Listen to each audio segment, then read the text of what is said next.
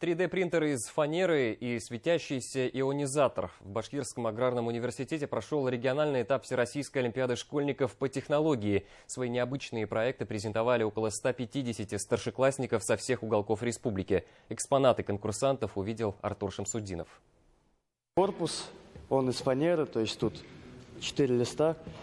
Это нагревательный стол.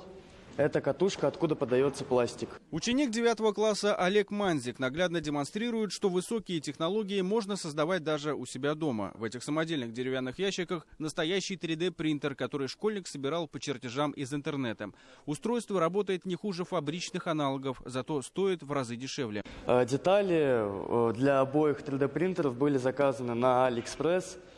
То есть все детали вышли конкретно вот на этом принтере около 8-9 тысяч рублей.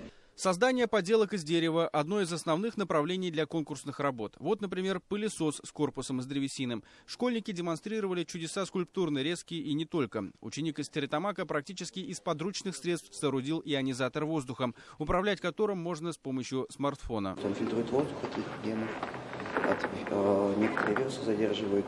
Параллельно свои работы членам жюри демонстрируют школьницы, которые занимались разработкой моделей одежды. 11-классница Зайтуна Ишмухаметова наглядно показывает, как, используя национальные элементы в современных нарядах, можно быть модной и стильной. Я наблюдаю за тем, что молодежь забывает свою историю. Она не ценит национальные костюмы, не ценит свой язык, они стесняются всего этого. Я решила как-то объединить все это. И историю, и современные новаторства. Вот эти костюмы, они соответствуют и современному, и традиционному стилю. Региональный этап Всероссийской олимпиады по технологии собрал 150 школьников со всех уголков республики.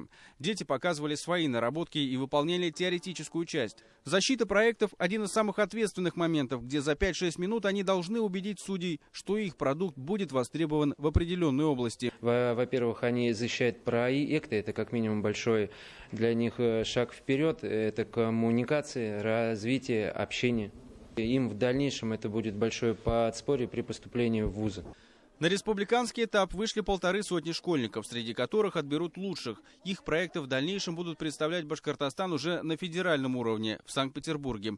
Победители и призеры получат право на поступление в Башкирский аграрный вуз без экзаменов на направление по профилю Олимпиады.